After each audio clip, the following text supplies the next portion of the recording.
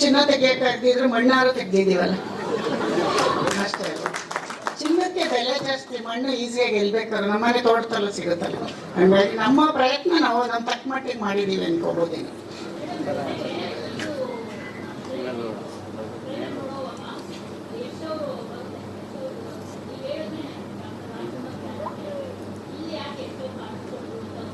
ಯಶ್ ಅವ್ರದ್ದು ನಾನಲ್ಲ, ಹುಡುಗಿ ಅಭಿಮಾನಿ ಅಂತೆ ಇವರು ಮೇಡಮು. ಸಿನಿಮಾದಲ್ಲಿ ಮಾತುಕತೆ ಆಗ್ಬೇಕಾದ್ರೆ ಡೈರೆಕ್ಟರ್ ಹತ್ರ ಡಿಸ್ಕಷನ್ ಮಾಡಿದ್ರಂತೆ ಯಾರು ಹಾಕೋದು ಅಂತ. ಅವಾಗೇನು ಗೊತ್ತೇ ಇಲ್ಲ ಅವ್ರಿಗೆ ನಮ್ಮ ಪ್ರಾಜೆಕ್ಟ್ ಅಂತ. ಇವರೆಲ್ಲ ಸೇರಿ ಇಲ್ಲ ಯಶೋರ್ದು ಹಾಕೋಣ ಅಂದ್ಬಿಟ್ಟು ಹಾಕಿರೋದು. ಬಟ್ ಹಾಕುವಾಗ ನಾನು ಬೇಡ ಅನ್ನೋಕ್ಕಾಗಲ್ವಲ್ಲ, ಹಾಕ್ಲಿ ಬಿಡಿ ಅಂತ ಹೇಳಿ ಹಾಕ್ಸಿದ್ದೀವಿ ಅಷ್ಟೆ. ಇವಾಗಿನ ಟ್ರೆಂಡಲ್ಲಿ ಹೀರೋ ಇದ್ದಾರೆ ಅಂತ ಅಂದ್ಕೊಂಡಿದ್ದೀವಿ ಅಷ್ಟೆ. ಏನು ಹೇಳಿ, ಅದನ್ನ ನಾನು ಹೇಳ್ತೀನಿ, ಇದೆಲ್ಲ ಮುಗೀರಿ ಆಮೇಲೆ ಹೇಳ್ತೀನಿ. ಬಜೆಟ್ ಮಾತಾಡೋ ಜಾಗ ಅಲ್ವೇ ಇಲ್ಲ ಇದು. ಏನಂತೀರ? ನಮ್ಮ ಡೈಲಾಗ್ ಅದು.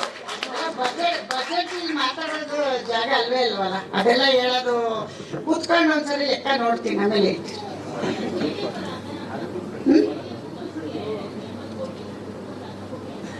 ಅಷ್ಟೊಂದು ದೊಡ್ಡವರಿಲ್ಲಮ್ಮ ನಾವು. KGF ನಮ್ಮ ವಿಜಿ ಸರ್ ತುಂಬಾ ಚೆನ್ನಾಗಿ ಮಾಡಿದ್ದಾರೆ, ಅವ್ರಿಗೆ ಈ ಮುಖಾಂತರ ನೆನ್ಸ್ಕೋತೀವಿ. ಅವರಂತ ಪ್ರೊಡ್ಯೂಸರ್ಸು ಈಗ ಬಂದಿದ್ದಾರಲ್ಲ, KVN ಅವರೆಲ್ಲ ಬರಲಿ.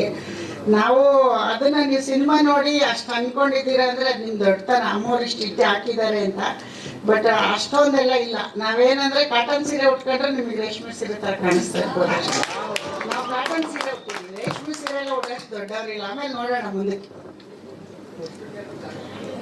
150 150.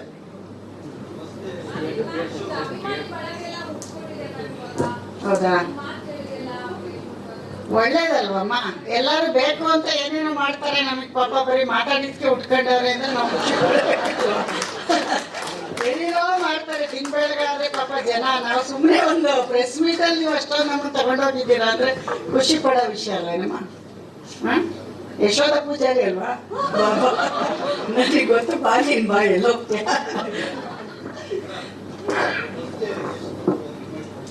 ಬರ್ತಾರೆ, ಕಾಯ್ತಾರೆ ಥಿಯೇಟ್ರ್ ಹತ್ರ. ಯಾವ ಥಿಯೇಟ್ರ್ ಹತ್ರ ಅಂತ ಗೊತ್ತಿಲ್ಲ, ಹೋಗ್ಬೇಕು ಬರ್ತಾರೆ. ಯಾವ ಥಿಯೇಟ್ರ್ ಅಂತ ಹೇಳಲ್ಲ, ಅನೌನ್ಸ್ ಮಾಡಲ್ಲ. ಬರ್ತಾರೆ, ಖಂಡಿತ ಬರ್ತಾರೆ.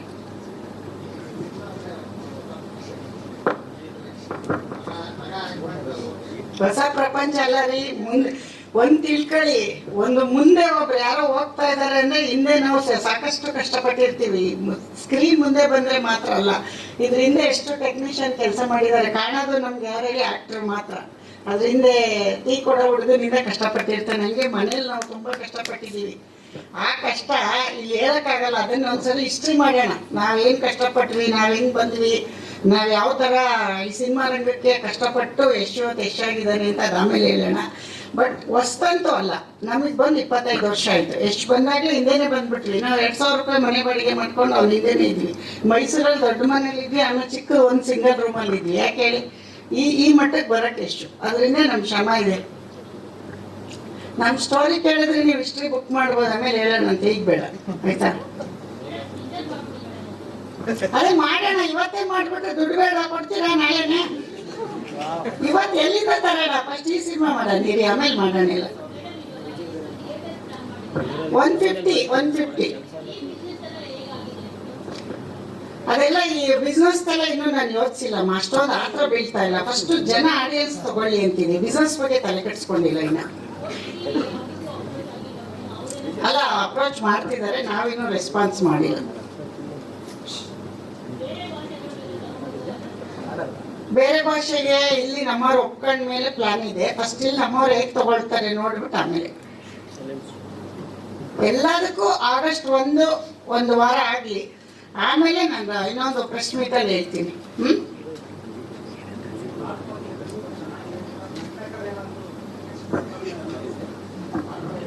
ನಟನೆ ಇದೇ ನಟನೆ, ಈಗ ಮಾತಾಡ್ತಿದ್ವಲ್ಲ ಇದನ್ನೇ ನೀವು ನಟನೆ ಅಲ್ಲ. ನೀವು ಹೇಳ್ತಾ ಇರೋದು ನಟನೆ ಮಾಡಕ್ ಬರಲ್ಲ ನಮ್ಗೆ, ನೀವು ಅನ್ಕೊಂಡಿದ್ದೀರ. ಸುಮ್ಮನೆ ಮಾತಾಡಿದ ತಕ್ಷಣ ನಟರಿಗೆ ಅದೊಂದು ವ್ಯಾಲ್ಯೂ ಇದೆ. ಅದನ್ನೆಲ್ಲ ಅಷ್ಟು ಈಸಿಯಾಗಿ ನಟನೆ ಮಾಡಕ್ ಆಗಲ್ಲ. ಮಾತು ಬೇರೆ, ನಟನೆ ಬೇರೆ. ನನಗೂ ಎಷ್ಟು ಬಂದ್ಮೇಲೆ ಗೊತ್ತಾಗಿದೆ ಇಷ್ಟೊಂದು ಕಷ್ಟನ ನಟನೆ ಮಾಡೋದು ಅಂತ. ಅದಕ್ಕೆ ಅದು ಪ್ರಿಪ್ರೇಷನ್ ಎಲ್ಲ ಅವ್ರು ಎಷ್ಟು ಕಷ್ಟಪಡ್ತಾರೆ. ಅಷ್ಟು ಈಸಿ ಇಲ್ಲ ನಟನೆ ಮಾಡೋದು. ನಾವೇನೋ ಒಂದು ಸಣ್ಣ ಪ್ರಯತ್ನ ಮಾಡಿ ಪ್ರೊಡ್ಯೂಸರ್ ಆಗಿದೆ, ಅದಕ್ಕೆ ಆಶೀರ್ವಾದ ಮಾಡಿ ಸಾಕು.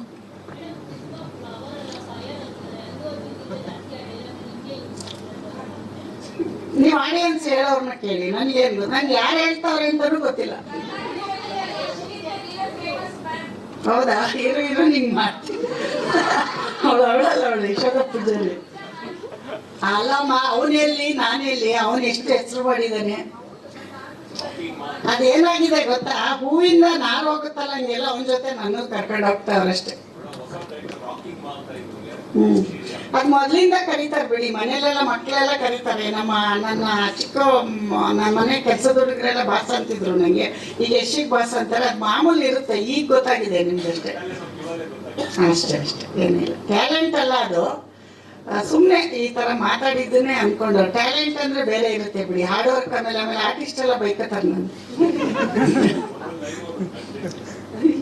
ಇಲ್ಲ ಬರೋದೇ ಹೆಂಗೆ ಸರ್, ಮಾತಾಡಕ್ಕೆ ಬರಲ್ಲ. ನಾವು ಹಾಸನ ಕಡೆಯವರಲ್ವಾ, ನಮಗೆ ತುಂಬ ನೈವಾಗಿ ಮಾತಾಡಕ್ಕೆ ಬರಲ್ಲ, ಅಂದರೆ ಸ್ಮೂತಾಗಿ ಬರಲ್ಲ. ನಾವು ಹಳ್ಳಿ ಭಾಷೆ ಇರೋದೇ ಹಿಂಗೆ ನಮ್ಮದು. ಈಗ ಮಂಗಳೂರು ಭಾಷೆನ ನಮ್ಮ ಭಾಷೆ ಥರ ಮಾತಾಡಿದರೆ ಅವ್ರಿಗೆ ಬರಲ್ಲ. ಹಾಸನವ್ರದ್ದು ನಮ್ದು ಈ ಥರ ಭಾಷೆ ಅಷ್ಟು ಬಿಟ್ಟರೆ ಬೇರೆ ಏನಿಲ್ಲ. ಅಷ್ಟೇನಾ? ರಘು ನಡುವಳಿ ಅವರೇ, ನಿಮ್ಗೊಬ್ರು ಒಳ್ಳೆ ಕಾಂಪಿಟೇಟರ್ ಸಿಕ್ಕಿದ್ದಾರೆ. ಕಂಗ್ರ್ಯಾಚುಲೇಷನ್ಸ್ ಅಮ್ಮ. First of all thank you so much. ಪ್ರತಿಯೊಬ್ಬರು ಹೇಳೋದು ನಿಮ್ಮ ಜೊತೆ 10 ನಿಮಿಷ ನನಗೂ ಅನುಭವ ಆಗಿದೆ. 10 ನಿಮಿಷ ಸಮಯ ಕಳೆದ್ರೆ ಸಾಕು. ಖಂಡಿತವಾಗಿಯೂ ಒಂದು ಮನೆ ಮಕ್ಕಳ ರೀತಿಯಲ್ಲಿ ನಮ್ಮೆಲ್ಲರಿಗೂ ನೀವು ಪ್ರೀತಿ ತೋರಿಸ್ತಾ ಇದ್ದೀರಾ. ನಿಮ್ಮ PA ಪ್ರೊಡಕ್ಷನ್ಸ್ ಮೂಲಕ ನೂರಾರು ಸಾವಿರಾರು ಸಿನಿಮಾಗಳು ಬರಲಿ. ನಮ್ಮ ಕನ್ನಡ ಚಿತ್ರರಂಗಕ್ಕೆ ಒಳ್ಳೆ ದಾರಿದೀಪ ಆಗಲಿ. ಥ್ಯಾಂಕ್ ಯು ಸೋ ಮಚ್ ಅಮ್ಮ.